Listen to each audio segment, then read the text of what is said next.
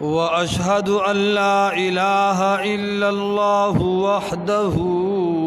لا شريك له وأشهد أن محمدا عبده ورسوله أما بعد فأعوذ بالله من الشيطان الرجيم بسم الله الرحمن الرحيم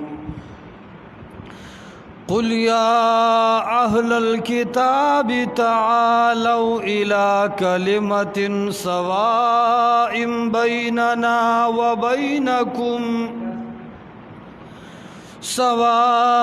بيننا وبينكم ألا نعبد إلا الله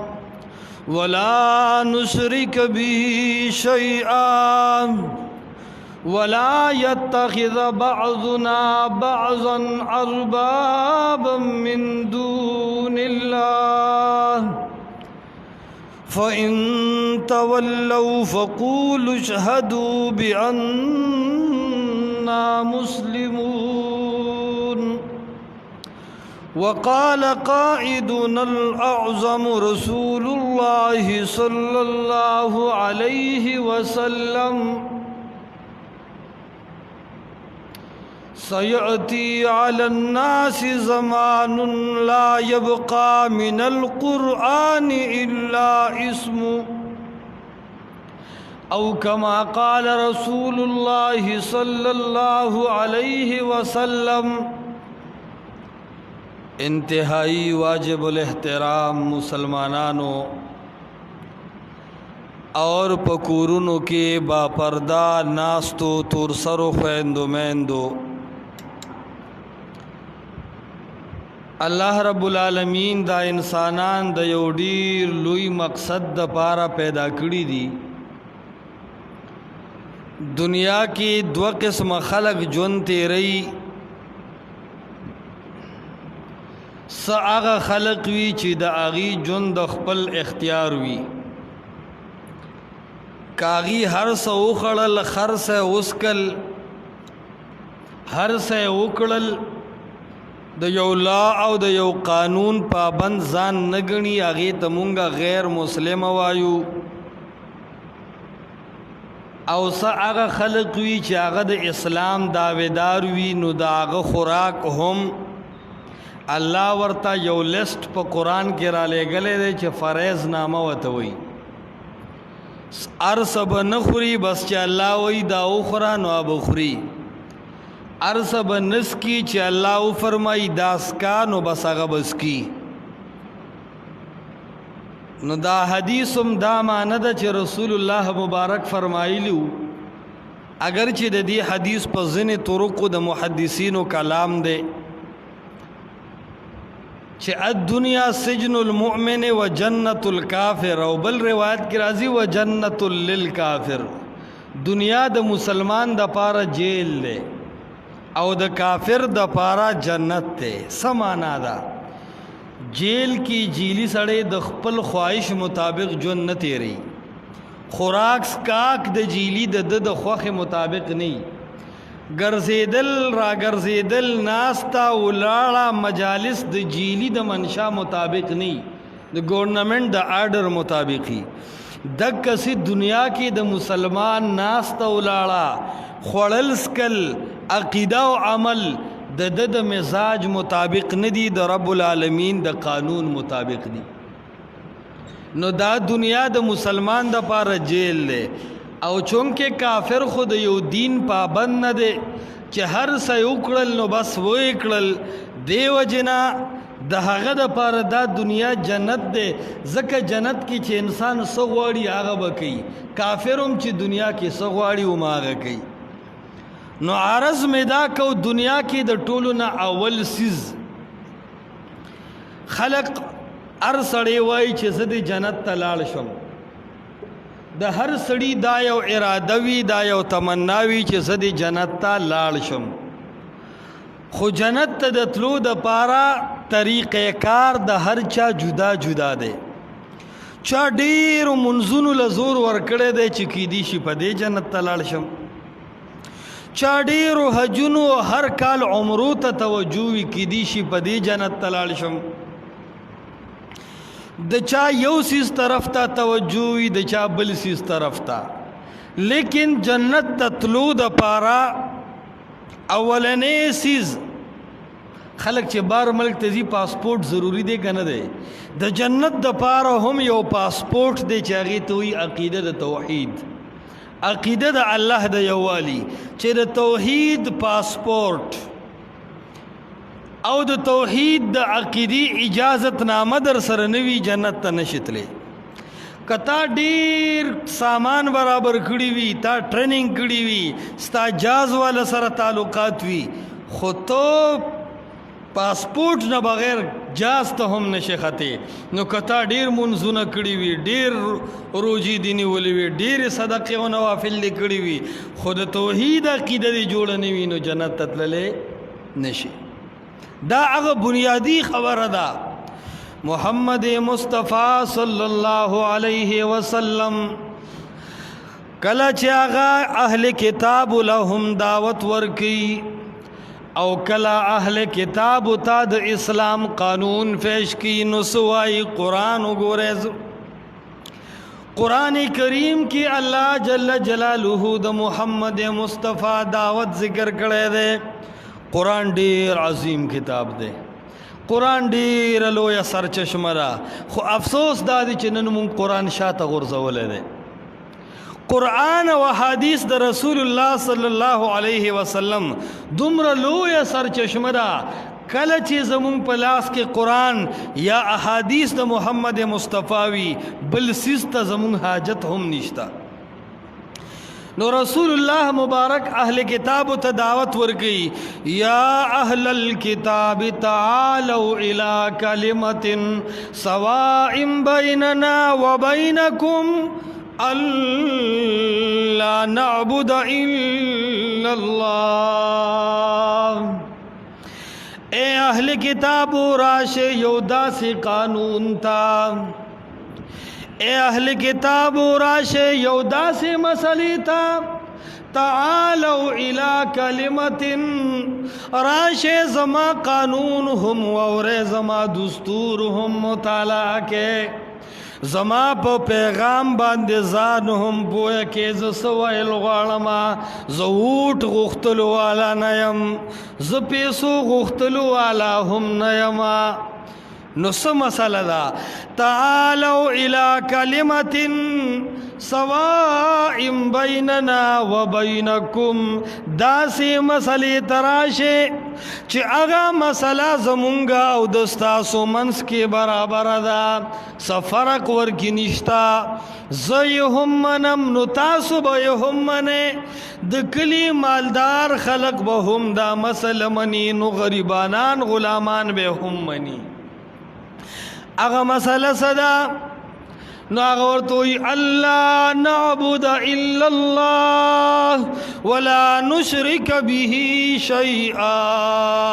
چه مونگ با عبادت نکو مگر صرف دا رب العالمین عبادت بکو، ولا نشرک به شیئا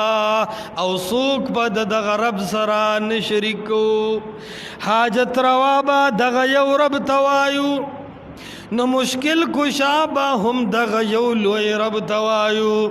نو خپل حاجات به هم دغه رب سره برابرو. ولا نشرک به شیئا، نو مونږ به څوک دغه رب العالمین سره نه شریکو، نه ژوندی او نه مړی څوک به دغه رب سره نه شریکو. دا د مسلمان دپاره اهم بیان دی چې مسلمان به اول د الله د توحید سره خپل عقیده برابري، د الله په یووالي باندې با ځان مکمل مطمئن کوي، او دا به د عقیده وي چې زما حاجت روا یو الله، زما مشکل کشا یو الله، زما پریشانه حل کون کے ذات دا هم صرف یو الله، او سوک دغه رب سره شریک نشتا. نه ژوندی نه مړی نه نبی نه ولی نه جن نه فرشتہ څو کروڑو د دغه رب العالمین سره شریک نشته. دا به مسلمان دا تعلیم زده کوي. د دین بغیر د هر عمل برباد دی اور چې کم دی هر جن هر عمل دی د دین بغیر برباد دی. نن تاسو وګورئ زمونږ د زوال وجه صدا مونږ د الله کتاب قرآن کریم او د محمد رسول الله صلی الله علیه وسلم سنت احادیث د رسول الله صلی الله علیه وسلم دی لمونږ د حاکمیت مقام نه دی ورکړی. دا به د مسلمان عقیده او نظریه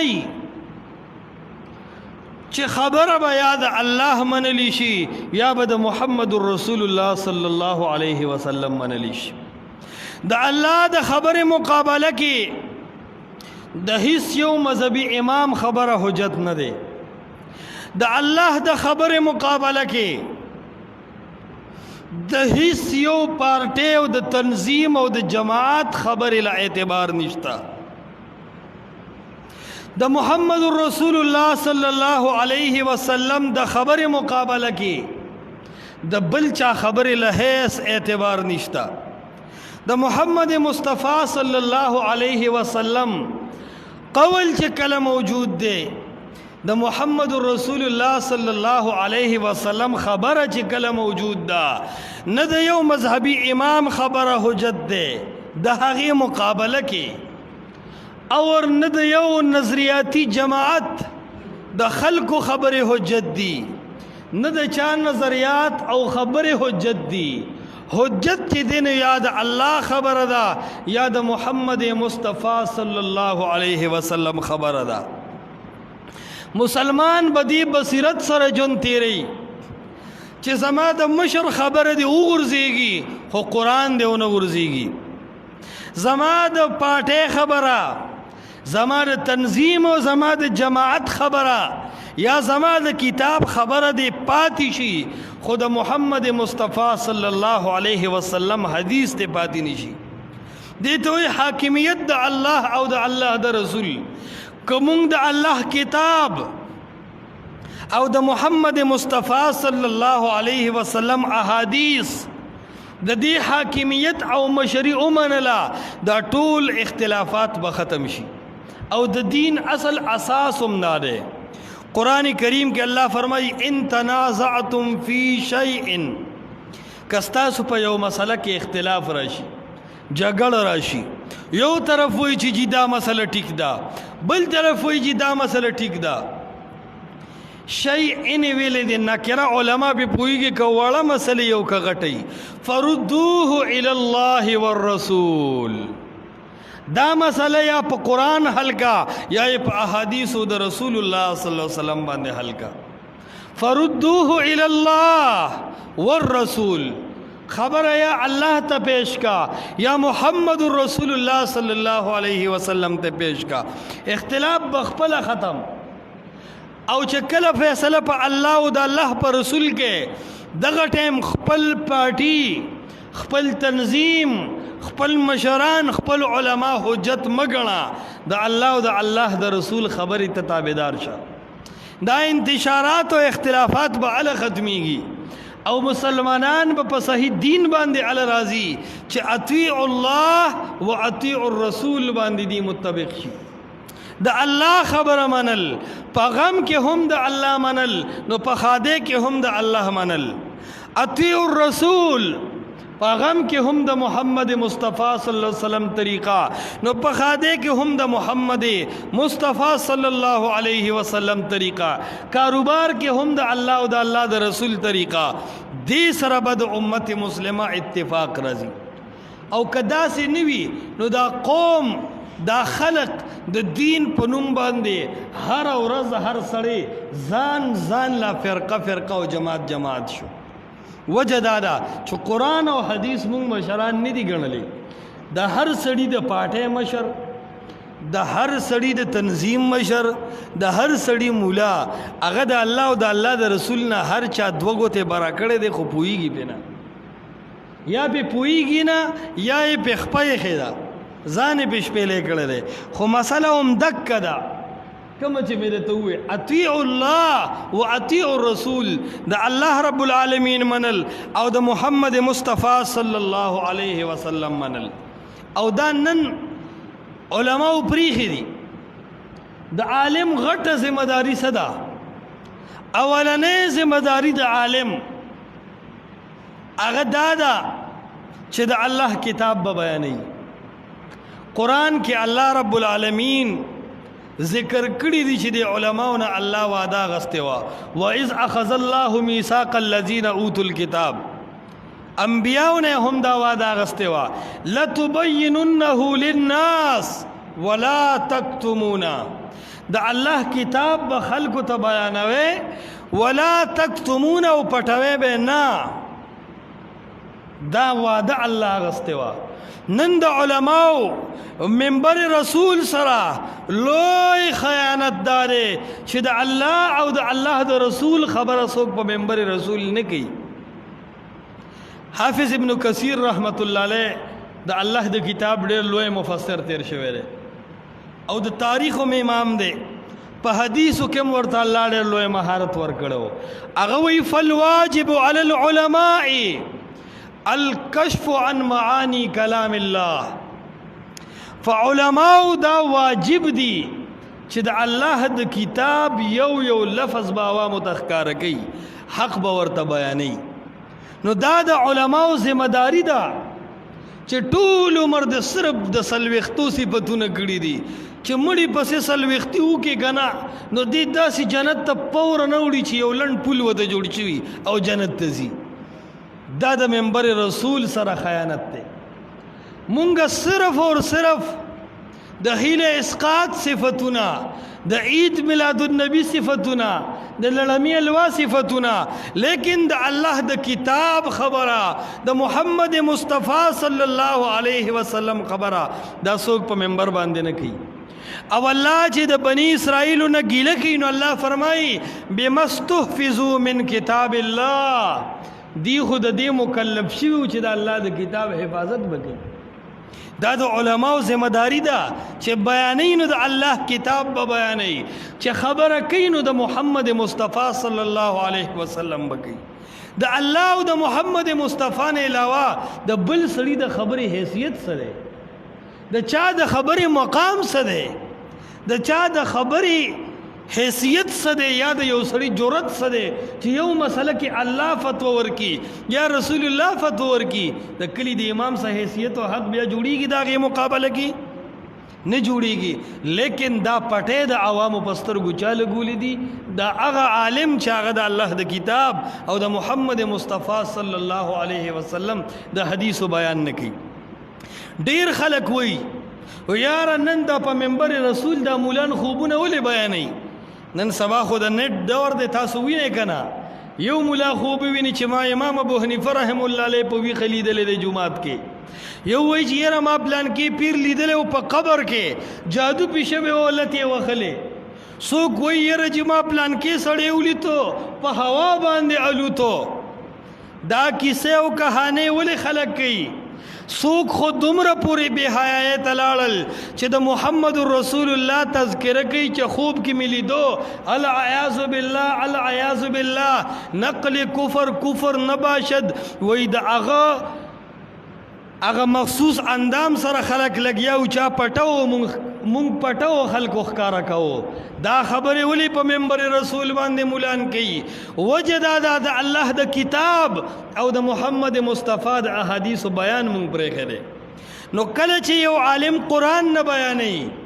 کله چې یو عالم احادیث د رسول الله صلی الله علیه وسلم نه بیانوي یو عالم حق مسله نه بیانوي نو خامخا تش کیسې او خوبونه او لطیفې او دارنګې فضولیاتو نه بغیر خو بیا ژوند تورېول ګران دي کله چې عالم دا عزم وکړو چې قرآن به بیانوم حدیث د رسول الله به بیانوم بیا د ده کلیفونو پسې خلک خاندي نه دی بیا کیسې نه بیانوي کهانې نه بیانوي سوونه کاله تیر شو مولانو د اولیاو کیسې بیانول ختم نه کړل یره پلان کې ځای کې ولي دی هغه په اوالو تو یره چې پلان کې ځای کې ولیو نو هغه پس د مرګ راورسېد او د پلان کې امداد کو یو رکتی شي رکتی دا ولی شه د الله کتاب بیان کا د محمد مصطفی صلی الله علیه وسلم د سنت خبره وکا دا ست طرف ته د قوم روان کړي دي عرض می دا کو چې د الله کتاب د محمد رسول الله صلی الله علیه وسلم سنت دا د امت ذمہ داری ده د علماو او دارنګ چې کم دینو د عوامو چې دې ته بغوګ دیو دا به اوري ګوره معاشره کې دوه ذمہ داری دي یو ذمہ داری ده د عالم بل ذمہ داری ده د عوامو د عالم ذمہ داری دا ده چې د الله د کتاب بیان وکړي د عالم ذمہ داری دا ده چې حق خبره وکړي د عالم ذمہ داری دا ده چې د محمد مصطفی صلی الله علیه وسلم د طریقو پرچار او خبره وکړي دا د عالم ذمہ داری ده او د عوامو ذمہ داری دا ده چې د الله په کتاب باندې به عمل کوي د الله د کتاب او د محمد مصطفی صلی الله علیه وسلم دا راوړل شوی دین دستور او قانون دا به عملی جامه ورته اچي خپل غم کې با د رسول الله سلام په طریقو عمل خپل خاده کې با د محمد مصطفی صلی الله علیه وسلم په طریقو باندې عمل کله چې زموږ لا او قانون د الله کتاب او د محمد مصطفی صلی الله علیه وسلم احادیث وی دا به زموږ کامیابی وی دې کې د امت خیر ده دې سره به پریشانې ختميږي دې سره به اختلافات ختميږي دې سره به جنگ او جګړې ختميږي دې سره به د خلکو د ظلمنا بغضونه حسدونه ختميږي او کله چې قرآن او حدیث نوي نو پر رنگ رنگ طریقو سره به د خلکو انتشارات وي مال به محفوظ نوي کله چې ستا عقیده په قرآن او حدیث جوړه نوي ټول عمر به تعویذونو بسې ګرځي چې یاره جی پلان کیږي کې یو مولوی صاحب دی په 5000 تعویذ کوي خو چې تعویذ دی وکړو کنه نو چې بس کم ځای کویدن کې نو مل تکي وکیږي ته د الله شان دی الکه تعویذ د چا په زړه کې مینا محبت نشي پیدا کولی مینا محبت پیدا کون کې الله دی چې الله هم مینا محبت پیدا کوي تعویذ هم مینا محبت پیدا کوي الله کې او تعویذ کې بیا څه فرق شته دا خو پاک د الوهیت مقام ته رسول دی او یاره داسې تعویذ دی وی دا چې د جیب کې پروتي کنه نو وی جیب له به د ډېرې پیسې راځي نو دا چې مولوي صاحب تاله کوي او ستا په تعویذ هغه 100 روپو ته ناست دی په دې بینک والا باندې دا تعویذ دا امام صاحب ځان له ولې نه کوي چې د خوارې رزې نه خلاص شي چې په پیسو تعویذونه کوي او په پیسو تعویذونو ته ناست دی خو د خوارې رزې ناست دی کنه نو چې تاله دې داسې تعویذ کوي چې ستا بټوې له بیا ډېر غټ غټ نوټونه راځي نو دا تعویذ دې ځان له ولې نه کوي چې دا ټول غټ غټ خلک په ده باندې مین شي خیال دې کړی دی خبرې ته دا خوشي خبرې دي بس خلک دې کیسې کہانی دي عوام ګوره عوام دوکه کړي دي ولی قرآن او حدیث ماشوم له چې کله پلار کونج ور کړي نو که ډېر لویه ګڼه کې رواني ا ماشوم د پلار نه روکېدی شي نشي روکېدی ولې پلار یې د کونج نه نیولی دی خو ماشوم چې کله د پلار کونج پرېږدي ډېر لږ ځای کې دا ماشوم روکېږي قرآن او حدیث زمونږ مور او پلار دی د دې کونج او د دې ګوته به نیسو دې پسې به روانېږو که دا قرآن او حدیث پرېږدو داسې به روک شو چې تر مرګه به ځانونه مومو الله رب العالمین دې مونږ او تاسو د قرآن او د حدیثو د رسول الله صلی الله علیه وسلم تابعدار کړي او الله دې زموږ